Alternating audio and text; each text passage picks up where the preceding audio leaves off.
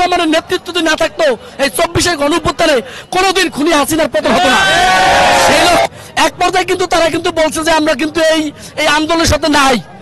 তখন এই বাংলাদেশের মানুষ আমাদের নেতাগামী রাষ্ট্রের দেশনায়ক তারেক রহমানের নেতৃত্বে বাংলাদেশ জাতীয়তাবাদী ছাত্রদল, যুবদল, অঙ্গ সহযোগী সংগঠন যখন রাজপথে ঐক্যবদ্ধভাবে নামছে তখনই উত্তর আন্দোলন হয়। সেই আন্দোলনের মাধ্যমে খুনি হাসিনা দেশ থেকে পালিয়ে যেতে বাধ্য হয়। এনসিপি হচ্ছে মূলত একটা চাঁদাবাজি দলের নামে এনসিপি। তো আজকে আমাদের যে প্রোগ্রামটা এটা একটা পূর্ব নির্ধারিত বাংলাদেশ জাতীয়তাবাদী ছাত্রদলের পূর্ব নির্ধারিত প্রোগ্রাম। এর লক্ষ্য হলো আপনারা জানেন গত 24-এ যে গণ অভ্যুত্থান হয়েছিল এই গণ অভ্যুত্থানে সবচাইতে যাদের অংশগ্রহণ ছিল আমাদের নেতা আগামী রাষ্ট্রনায়ক দেশনায়ক তারেক রহমানের নেতৃত্বে বাংলাদেশ জাতীয়তাবাদী ছাত্রদল রাজপথে তার ভূমিকা ছিল সর্বোচ্চ ভূমিকার মাধ্যমে এবং রাজপথের অংশগ্রহণের মাধ্যমেই এই দেশ থেকে ফ্যাসিস্ট খুনি শেখ হাসিনা পালিয়ে যেতে বাধ্য হয়েছিল। কিন্তু একটি গোষ্ঠী আপনারা জানেন গত 5ই আগস্টের পরে একটি কিংস পার্টি এনসিপি নামে একটা কিংস পার্টি তারা বলতেছে নাকি এই আন্দোলনের সম্পূর্ণ অবদান নাকি তারা বলতেছে তাদের অবদানে তাদের নেতৃত্বে নাকি শেখ হাসিনার পতন হয়েছে। কিন্তু আমরা আজকের এই সমাবেশের মাধ্যমে পূর্ব ঘোষিত সমাবেশের মাধ্যমে আমরা জানিয়ে দিতে চাইছি যে বাংলাদেশ জাতীয়তাবাদী ছাত্র দলের অংশগ্রহণ ছাড়া আর দেশনায়ক তারেক রহমানের নেতৃত্ব যদি না থাকতো এই 24-এর গণঅভ্যুত্থানে কোনোদিন খুনি হাসিনার পতন হতো না। সেই লক্ষ্যে আমরা বাংলাদেশ জাতীয়তাবাদী ছাত্রদল একটি পূর্ব ঘোষিত প্রোগ্রাম আমরা জনদুর্ভোগের কারণে আমাদের প্রোগ্রামটা কিন্তু আমরা শাহবাগে করতে চাই নাই। আমাদের কেন্দ্র থেকে ঘোষিতভাবে আমরা চেয়েছিলাম শহীদ মিনারে প্রোগ্রাম করতে যাতে করে জনদুর্ভোগ না হয়। কারণ বিএনপি হলো সাধারণ জনগণের দল, গণমানুষের দল। গত 16 বছর এই বাংলাদেশ জাতীয়তাবাদী দল বিএনপি গণমানুষকে নিয়ে স্বৈরাচার ফ্যাসিস্ট শেখ হাসিনার বিরুদ্ধে লড়াই সংগ্রাম করে আসছে। এই জন্য আমরা এই জনদুর্ভোগের কথা বিবেচনা করে আমরা শহীদ মিনারে প্রোগ্রাম দিচ্ছি। কিন্তু দেখেন আমাদের প্রোগ্রাম ছিল পূর্ব নির্ধারিত এবং আমাদের প্রোগ্রামে অনুমতি আমরা এখানে বিসি সাহেবের কাছ থেকে অনুমতি পেয়েছিলাম শহীদ মিনারে প্রোগ্রাম করার জন্য। কিন্তু ওই আওয়ামী লীগের আমলে আপনারা দেখছিলেন ফ্যাসিস্ট খুনি হাসিনা বিএনপি যখন প্রোগ্রাম দিত পাল্টা আওয়ামী লীগ একটা প্রোগ্রাম তো তারা বিএনপি যে স্থান চাইতো আওয়ামী লীগও সেই স্থান চাইতো। আজকে সেম এই আওয়ামী লীগ ফ্যাসিস্ট হাসিনার মতো এনসিপি নামক দালালরা তারা আজকে মনে করেন বিএনপি যেখানে ছাত্রদল যেখানে প্রোগ্রাম করতে চেয়েছিল ওইখানে তারা আবার প্রোগ্রাম করতে চেয়েছিল। যেহেতু বিএনপি কোনো সংঘাতকে বিশ্বাস করে না, বিএনপি হলো একটা শান্তপ্রিয় দল, বাংলাদেশ জাতীয়তাবাদী দল তারেক রহমানের নির্দেশনা বিএনপি কোনো সংঘাতে যাবে না। সেই জন্য আমরা চিন্তা বিবেচনা করে আমরা তাদেরকে ওইখানে তাদের স্পট করে আমরা শাহবাগে আমরা আসতাম। আমরা জানি শাহবাগ হলো বাংলাদেশের মধ্যে সবচেয়ে একটা জনজীবন মানে সবচেয়ে চলাফেরার জায়গা হলো শাহবাগ, ঢাকার শহরে একটা মূল পয়েন্ট। আমরা এটা বিবেচনা করে আমরা কিন্তু শহীদ মিনার প্রোগ্রাম করতে চেয়েছি। কিন্তু আজকে বাধ্যতামূলক আমাদের শাহবাগে আমরা যেতে চাই, শাহবাগে আমাদের জোর করে পাঠানো হয়েছে। আর যে আপনারা বলেন জনদুর্ভোগের কথা চিন্তা করে আমরা শহীদ মিনারে প্রোগ্রাম করতে চেয়েছি। এই জন্য আমরা এবং জাতীয়তাবাদী দল আপনারা জানেন গতকালকে একটা প্রেস বিজ্ঞপ্তি দিছে পুরো ঢাকাবাসীর কাছে, পুরো বাংলাদেশের মানুষের কাছে ক্ষমা চেয়েছে যে দেখেন আমরা দুঃখিত, আমরা শহীদ মিনারে প্রোগ্রাম করতে চেয়েছি কিন্তু আমাদের বাধ্যতামূলক আমাদেরকে শাহবাগে পাঠানো হয়েছে।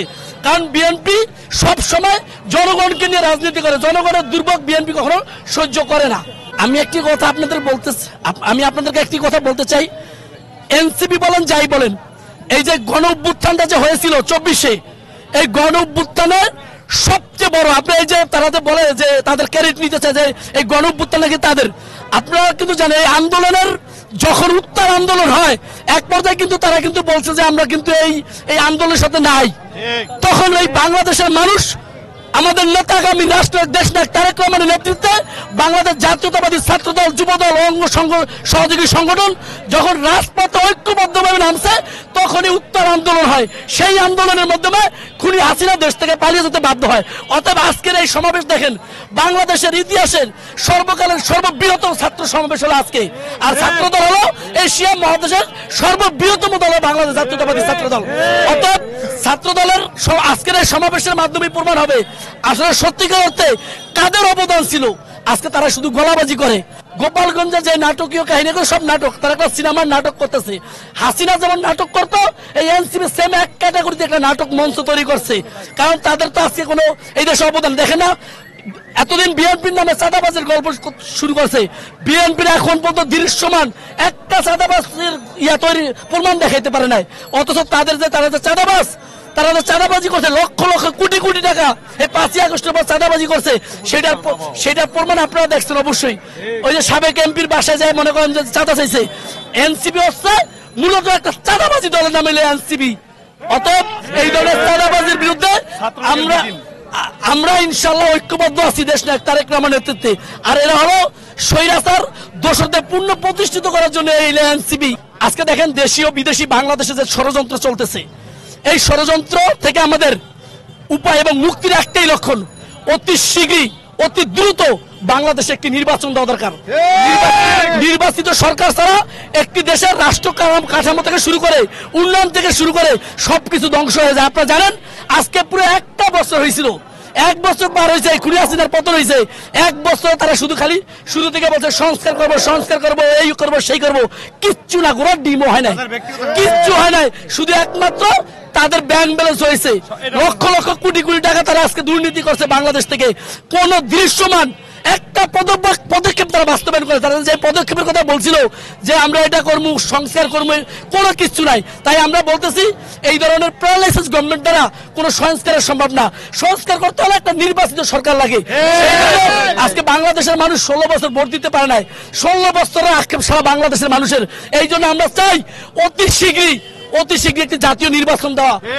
বাংলাদেশের মানুষ মুখিয়ে আছে কখন ধানের শীষে ভোট দিবে, ধানের শীষে ভোট দিলে সারা বাংলাদেশের মানুষ ঐক্যবদ্ধ আছে। দেশ নায়ক তারেক রহমানকে অতি শীঘ্রই বাংলাদেশে এনে এই বাংলাদেশের গণতন্ত্র পূর্ণ প্রতিষ্ঠার যিনি কারিগর দেশ নায়ক তারেক রহমান, তার হাতে ইনশাল্লাহ আগামীতে আমরা প্রধানমন্ত্রী হিসেবে আমরা দেখতে চাই এবং তাকে আমরা ভোটের মাধ্যমে ইনশাল্লাহ এই দেশের গণতন্ত্র এবং রাষ্ট্র পরিচালনার দায়িত্ব দেখতে চাই দেশের মানুষ।